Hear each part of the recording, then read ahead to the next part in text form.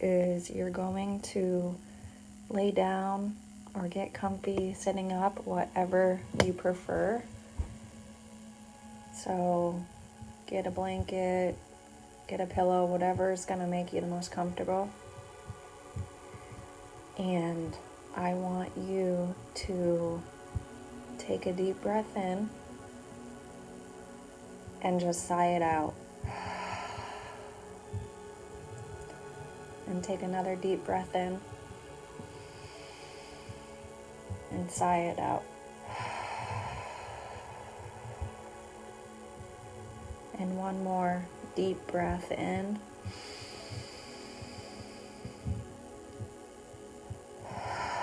Let it out.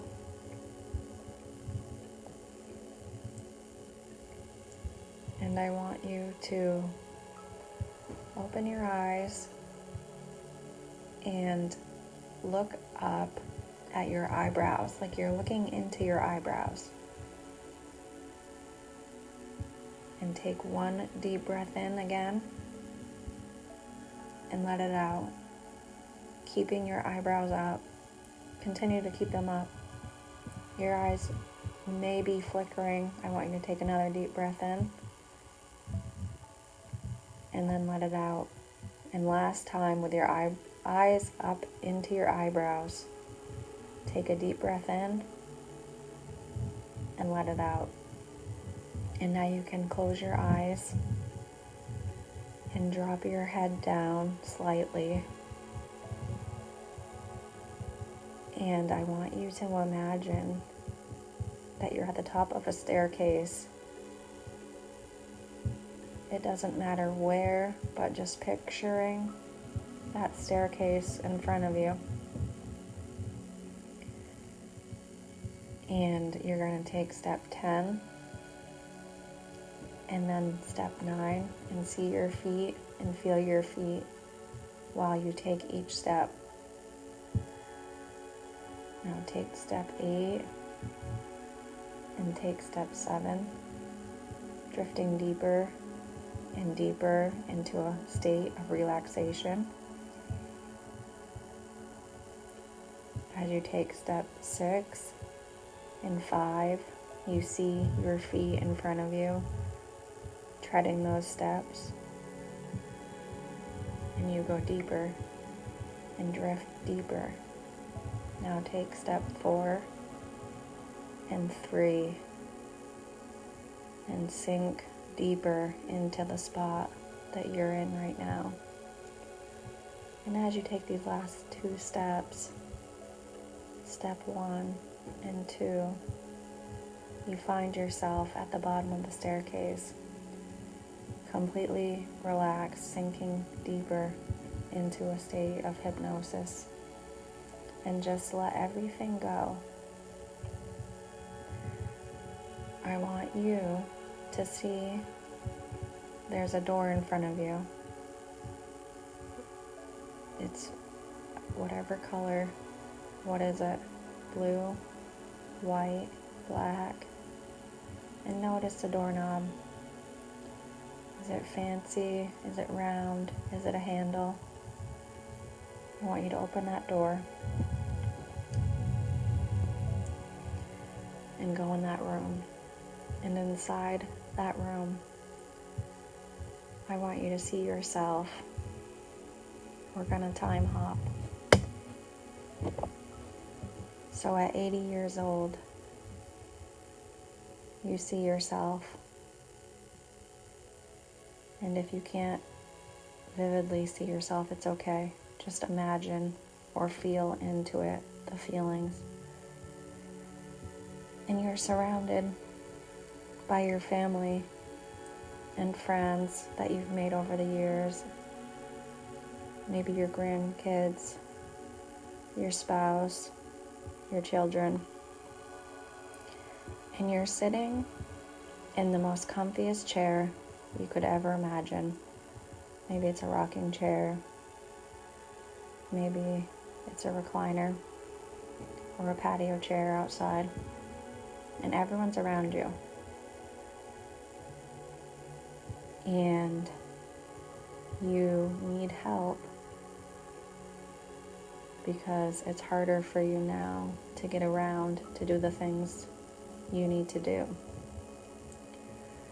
So your grandkids try to help you, and you say, "No, don't help me, I'll do it myself." And everyone tries to help you, and you deny their help because you've spent a lifetime not accepting anybody's help because you were told somewhere along the road that that was wrong and you need to figure it out yourself and you need to put yourself last. So now, when other people try to help you, still at 80 years old, you won't allow yourself to accept it. And you try to do it on your own, but you just can't, and you just feel so much regret from not accepting their help and teaching them that this is normal, especially the young ones, your great grandkids. They're watching you deny this help that you clearly need. And they just think, oh, this is what you're supposed to do.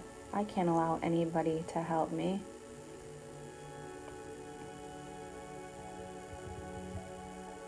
And how does that feel? Knowing that they will now spend a lifetime not asking for help, not reaching out. You give them a compliment and they say, "Oh yeah, but," they discredit it immediately because they learned that from you. You give them a gift and they say, "Oh, I can't accept this, I can't accept this." You have extra money that you've made. You have a huge nest egg that you want to share with your family, but you've taught them that they can't accept it because that's wrong and they'll feel bad about it. Or maybe it comes with strings attached, so they feel guilty because somewhere they decided, probably from you, that nothing is free, and if it is, I must overcompensate for what I am given.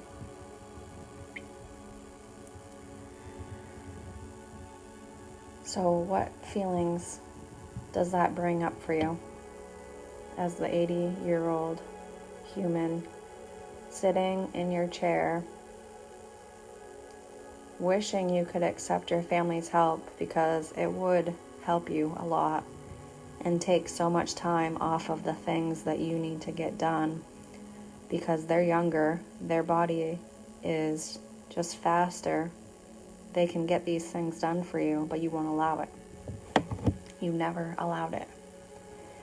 And now your kids are teaching their kids and their kids that it's not safe to accept help. It's not safe to give compliments or to get compliments. If someone compliments you, they were taught, now you must compliment right back, and you're discrediting what that person was trying to do for you. So you just sit there and you see your family, and it's too late now. You can't just go give them a huge lesson on accepting graciously because you've spent a lifetime now of teaching them that that's not okay and we have to figure it out ourselves. And if someone helps us, we must help them more so that we can compensate for them helping us. With you, it always had to be an even exchange, or else you felt guilty because you learned it from somebody that you are not allowed to give or accept anything.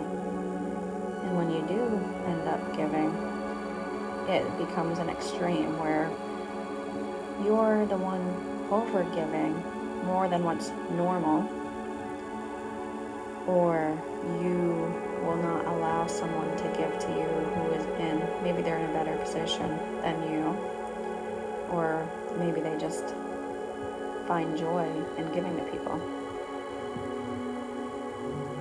So you realize now, wow, I really had this whole thing wrong. It's okay to accept help.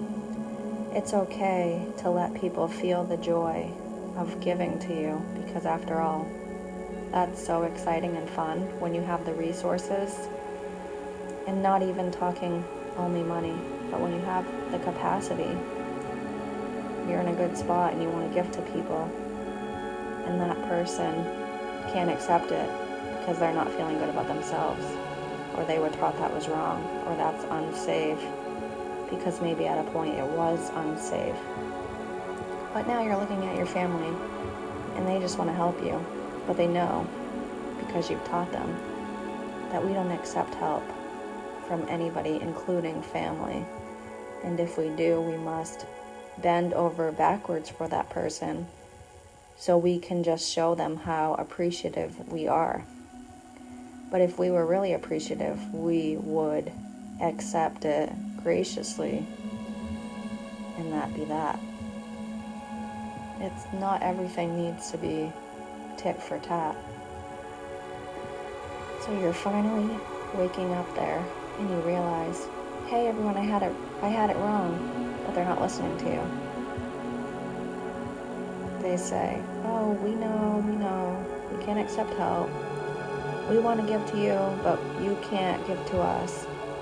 And you have all this money to give away because you've become so rich and resourced that you can't take it with you. So you're like, come on, let's have some fun. Take some of this. And they're like, no, we can't take your money, you need it. And you're like, I could never spend it all.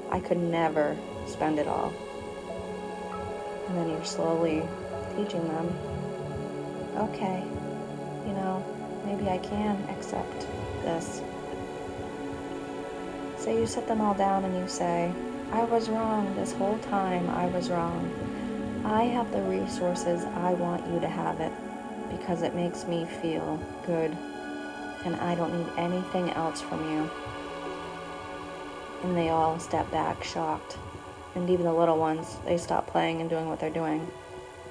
And they say, Grandma, or whatever they're calling you. This whole time you've always taught me that I'm not allowed to put myself first. I'm not allowed to accept things from other people.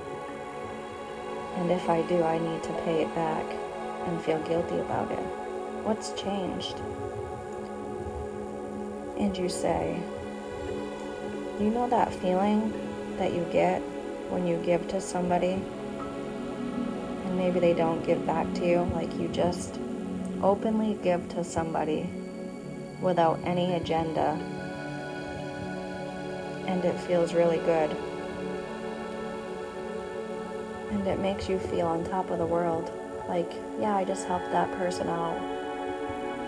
Maybe they didn't even ask for it, but you made their world better because you could. And imagine for a second, hold that feeling in your body. How does it feel to help somebody? It feels pretty amazing. And you tell the kids, it just feels so good to give to people. Why also are we denying people to give to us? Because how does it feel when you deny somebody's help? Oh, I don't need you to come over and help me. Oh, no, it's okay.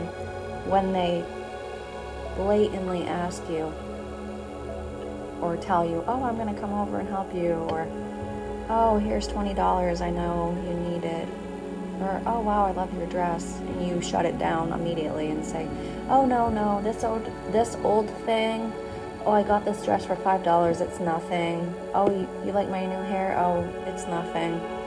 It's not that great. Oh, I don't need your $20, I'll figure it out. Oh, I don't need you to watch the kids, I'll figure it out. But then you're suffering. If you need it, you take it. And you give back when you can, or when it feels good for you, not immediately after.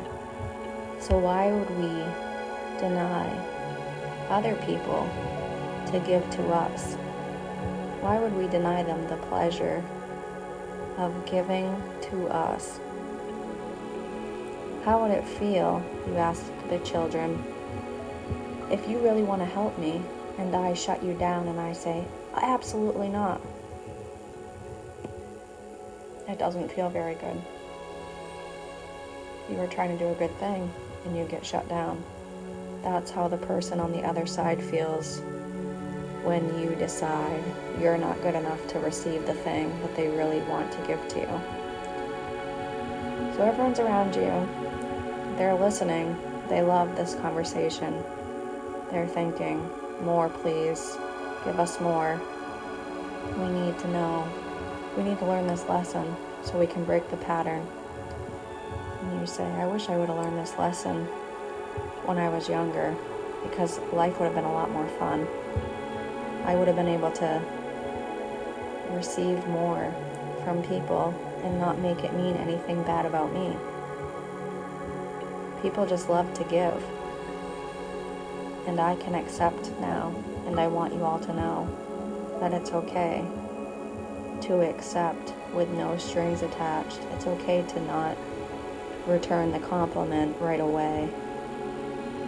It doesn't make you a bad person. What's worse is when someone has the resources to give to you, or they're just in a fantastic mood and they say, you know what, I really want to give to you. I feel called, and you just shut them down like they don't mean anything, like they don't matter, like their help, their service, their resource doesn't matter because you've decided you don't matter. So now you're transferring that onto them. So you go, you tell the kids and your grandkids, I'm gonna go take a nap. Let that lesson really sink in. And they're all nodding their heads and smiling, and they're really excited about that you finally gave them the permission to receive fully and without any guilt or shame behind it, because this was a generational pattern that your family has finally broken. So I want you to get up, you say goodbye to them all, you'll see them later, and you open the door that you came through originally, and you wake up. It was just a dream. You're the age you currently are right now, and that was you seeing yourself as an old person if you didn't get it together now. So imagine if you don't allow people to receive to you now, you're teaching your whole ancestral line that they must suffer when they need help. They're not allowed to get a compliment without negating it. And you think, yeah, I'm done living like that. Give it all to me. I'll take it all. More please. When someone gives you a compliment, you thank them graciously, and inside your head you say, more please. More of that. I'll take more of that. When someone helps you out, you just think to yourself, more please. I'll take some more of that. That was great. And that person's thinking, that was great. I gave to that person and they accepted it fully and graciously, and that was so great. And just keep that feeling in your body for a second of how amazing it feels, not only to just give to somebody, but to accept help and resources without making it mean anything bad about you. The fact that you can accept it is the best gift of all for both parties involved. So just hold that feeling of joy, bliss, ease, relief, and just sigh it out, knowing that now you are equipped to receive everything you've ever wanted by surprise. because you're now open to it. And you have completely changed your family line. Because now you tell everyone you love it so much. You give to people and you don't even expect them to give you anything back. But if they do try to give it back, you just allow it. Okay. And they'll learn the lesson as well.